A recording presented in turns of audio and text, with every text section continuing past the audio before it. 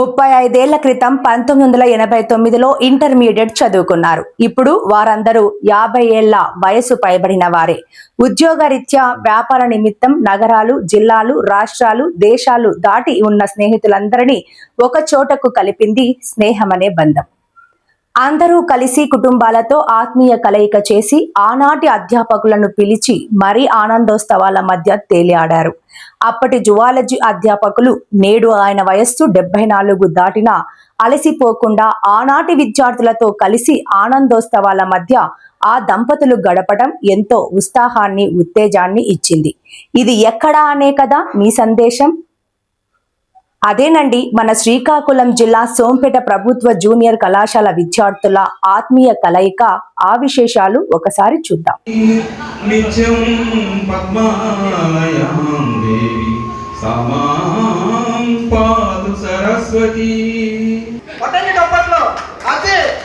అప్పుడు మనం 1989లో ఎలా ఉన్నా ఇప్పుడు కూడా అలాగే ఉండాలి. అప్పుడు మాట్లాడాలనుకుంటారు, అమ్మా ఈ పిల్లలు ఇలాగే ఉన్నారు అని ఆయన అంతా ఆనందపడతారు.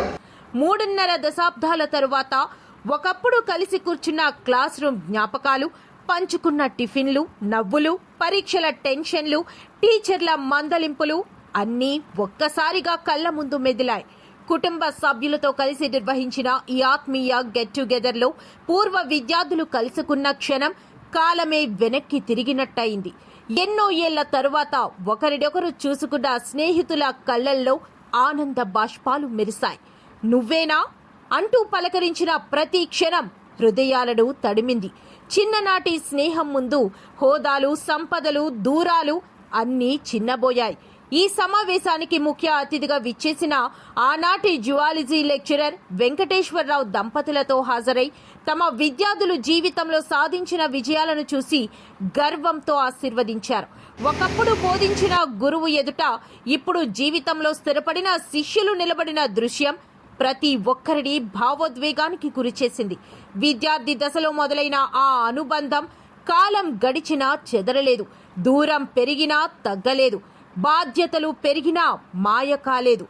ఈ రోజు అక్కడ కలిసింది కేవలం ఒక బ్యాచ్ కాదు, 35 ఏళ్ల జ్ఞాపకాల పుస్తకం.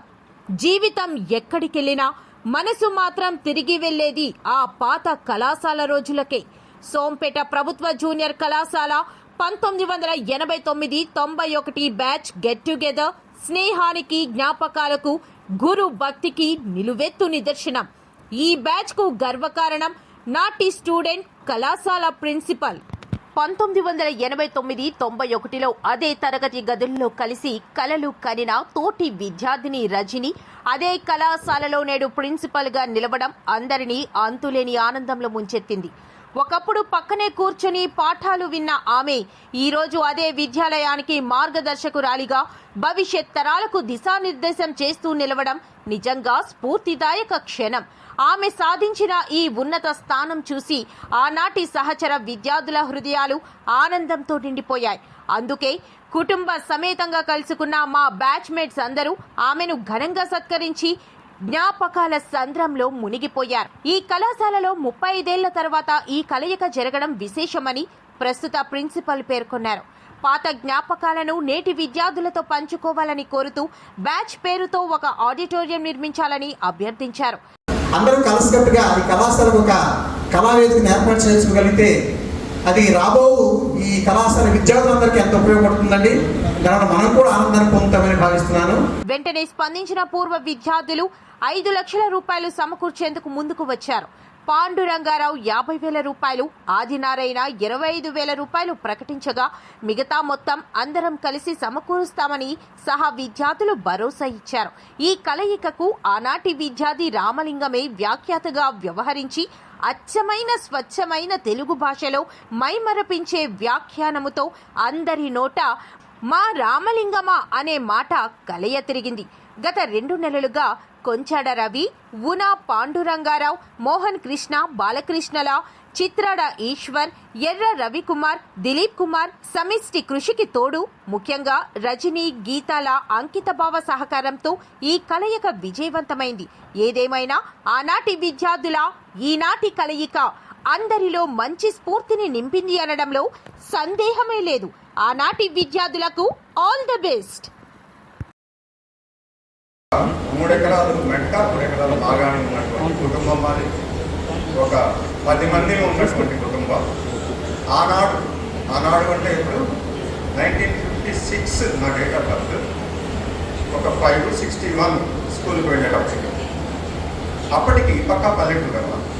అప్పుడు మీకందరికీ లెక్చరర్ని అయినప్పటికీ ఇప్పుడు మీరందరూ గురువులే. సో ఎంప్లాయీస్గా సర్వీసులో ఉన్నటువంటి గురువులు మేము రిటైర్ అయినటువంటి గురువులం మేము. మీరందరూ మాట్లాడిన తర్వాత నాకు మరి ఏం మాట్లాడాలో కూడా అర్థం కావడం లేదు. 50-52 సంవత్సరాల స్టూడెంట్స్ నా ముందు కనిపించడం ఏంటి, నేను చూడడం ఏంటి, నాకు అస్సలు ఏం అర్థం కావడం. నా జీవితంలో అత్యంత ఆనందమైనటువంటి దినము ఇది కాక మరొకటి లేదు అని మీ అందరి ముందు నాకు ఎంఎస్సీ చేశాను. ఇంటర్ అయిన తర్వాత నేను అత్తిలి వెస్ట్ గోదావరి జిల్లా పశ్చిమ గోదావరి జిల్లాలో అత్తిలి అనేటువంటి గ్రామంలో కాలేజీలో నేను బిఏ ఎంఈఎస్ గ్రూప్ చదివి తదుపరి భీమవరంలో ఎంఎస్సీ ఎంఏ బిఈడి కంప్లీట్ చేయడం జరిగింది. ఇప్పుడు నేను తణుకు దగ్గర మోర్తా అనేటువంటి గ్రామంలో అంటే శశి స్కూల్ ఉంటుంది కదా, మీ అందరికీ తెలుసు. ఆ శశి స్కూల్ ఊరు మా మండలంలోనే శశి స్కూల్ ఉంది, గుండ్రాజవరం మండలం. అదే ఊళ్ళో నేను ఎంపీపీ స్కూల్లో సెకండ్ గ్రేడ్ టీచర్గా పనిచేస్తున్నాను. నా భార్య కూడా మరి హై స్కూల్లో తను కూడా నాన్ టీచింగ్ పనిచేస్తుంది. నాకు 2 అబ్బాయిలు. పెద్ద అబ్బాయి బీటెక్ 3rd చదువుతున్నాడు, చిన్న అబ్బాయి ఇప్పుడే మొన్న ఎంటర్ అయింది. Thank you very much. ఏం చేస్తున్నారో చెప్పండి. బోర్డు స్కూల్లో టీచర్గా చేశాను. తర్వాత కోడబొమ్మలు నాకు మ్యారేజ్ అయిపోయింది. కోడబొమ్మల్లో నేను స్కూల్ అసిస్టెంట్గా వర్క్ చేస్తున్నాను. మా పిల్లలు పాప బాబు.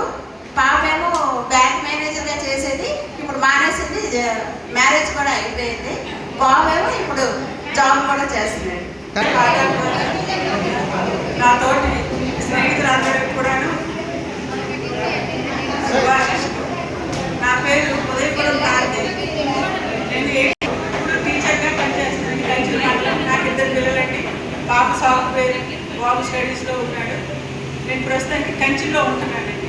వాళ్ళు సార్ నాకు చాలా ఇష్టం. అంటే చదవాలి, నేను ఎలా అయినా సరే జాబ్ అని నాకు తెలియదు కానీ నేను ఈ సబ్జెక్ట్లో 60 మార్క్స్ తెచ్చుకోవాలి. బాటనీ సార్ కూడా అలాగనే. సో నాకు 2 పిల్లలు డిగ్రీ చదువుతున్నారు. ఒక అమ్మాయి ఇంటర్మీడియట్ కంప్లీట్ చేసింది. నేను ఇక్కడ కలిసే స్కూల్లో బయాలజీ అసిస్టెంట్గా జాబ్ చేస్తున్నాను. ఇలాగ అంతమంది కలుసుకొని మిత్ర బృందం అంతా ఒకే దాటి మీద నడిపించినందుకు చాలా కృతజ్ఞతలు. జానకి, నాకు బైపీసీ గ్రూపు. నాకు పాప బాబు. పాప వచ్చి ముంబైలో సూట్స్ కంపెనీలో మేనేజర్గా పనిచేస్తుంది. బాబు వచ్చేసి మెస్సరేజ్ బెంచ్ కార్స్ ఉన్నాయి కదా, వాటి అందులో జనరల్ మేనేజర్గా బాబు పనిచేస్తున్నాడు. నేను ప్రజెంట్ ఖాళీగా లేదు, నేను బొటిక్ రన్ చేస్తున్నాను. ఈరోజు ఈ ఆత్మీయ కలయికి ధన్యవాదాలు.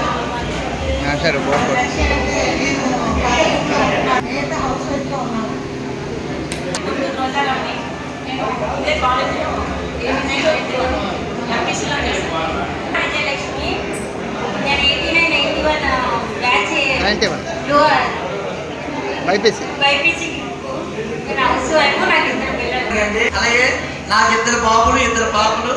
నాది వృత్తిరీత్యా మా నాన్నగారి నుండి వ్యాపారం కాబట్టి వ్యాపారం చేస్తున్నాను.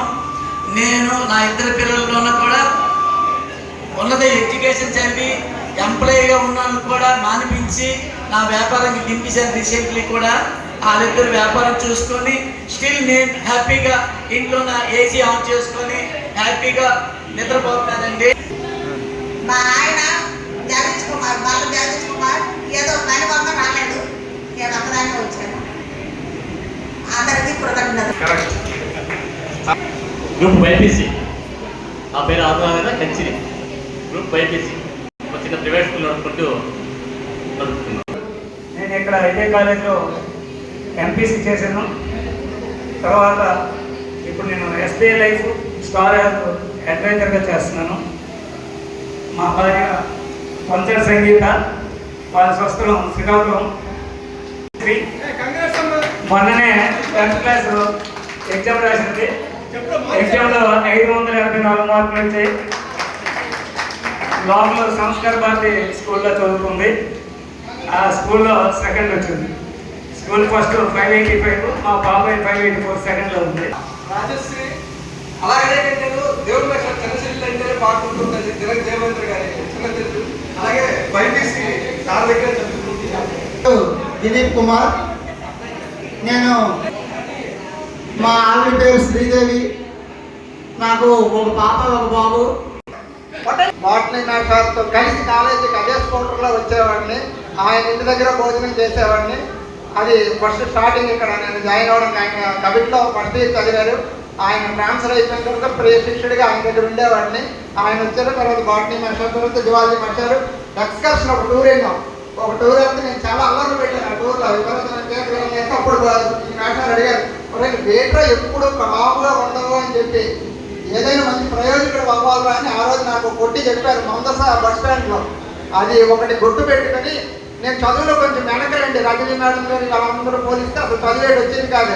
కానీ ఎలాగైనా చదివి ప్రయోజకుడిని అవ్వాలి అన్న తలంపుతో కమిటీ నుండి విశాఖపట్నం వెళ్ళిపోయి ఒక పత్రిక ప్రూఫ్గా జాయిన్ అయ్యాను. జాయిన్ అయ్యి 1999లో అంచెలంచెలు ఎదుగుతూ ఈరోజు ఒక పత్రికకి ఎడిటర్గా స్థాయికి ఎదిగాను. ఆంధ్రప్రదేశ్ వర్కింగ్ జర్నలిస్ట్ ఫెడరేషన్ విశాఖపట్నానికి ఉపాధ్యక్షుడిగా వర్క్ చేస్తున్నాను. అదే భావిస్తున్నాను. ప్లీజ్ కైండ్లీ రిక్వెస్ట్ స్కూల్లో పాఠశాల పనిచేస్తున్నాను. మా యొక్క సతీమణి కూడా టీచర్ అని, ఆవిడ కూడా సేమ్ జింకపద్ర స్కూల్లోనే, ఇద్దరు ఒకే స్కూల్. మాకు గోవిందరాజు. నేను ఎంపీసీ చేశాను 1989 బ్యాచ్, మన బ్యాచ్లో. చాలా వరకు నన్ను గుర్తుపట్టకపోయి ఉంటారు.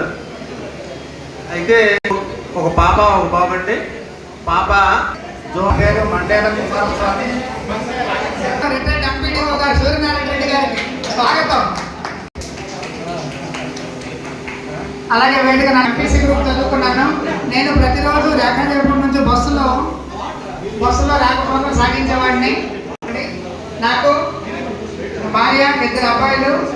నా భార్యలో హెల్త్ సూపర్వైజర్గా చేస్తున్నానండి. అలాగే మా పెద్ద అబ్బాయి ఇప్పుడు 10వ తరగతి, చిన్న అబ్బాయి ఇప్పుడు 7వ తరగతి. నా పేరు పొట్టి దశరథరావు. నేను ఇంటర్ ఎంపీసీ గ్రూప్లో చదివాను. నాకు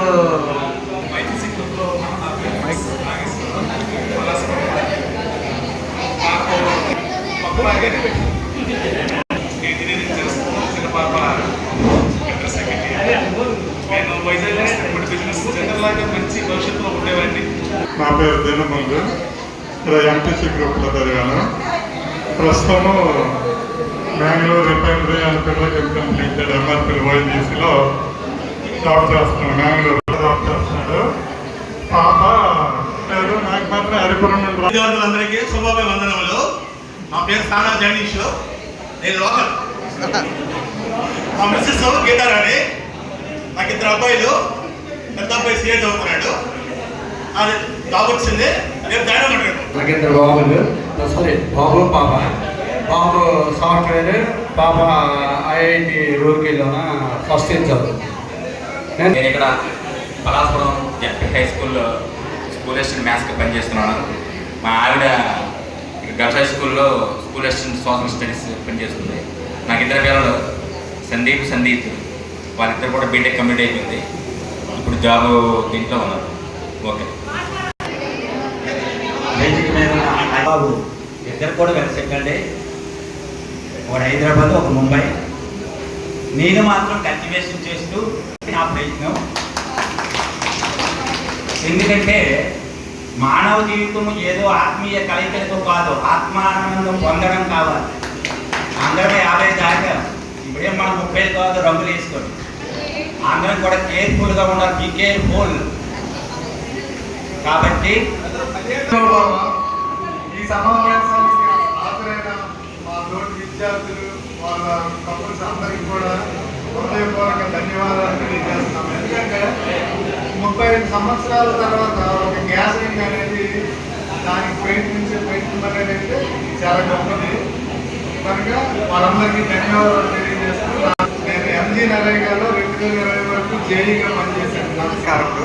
నా తోటి విద్యార్థులందరికీ శుభాకాంక్షలు. నా పేరు కే మోహన్ కృష్ణ. నేను ఎంపీసీ. ఇవి నా భార్య నిలబెట్టి నేను కూడా ఇక్కడ ఈ స్టూడెంట్. ఈ ఊరు అమ్మాయి కాదండి. చాలా రోజుల తర్వాత పాత మిత్రులందరినీ కలవడం. నేను ఫస్ట్ ఇయర్ ఇక్కడ చదివేసి డిస్కంటిన్యూ చేసి వైజాగ్ వెళ్ళిపోయాను. ఓకే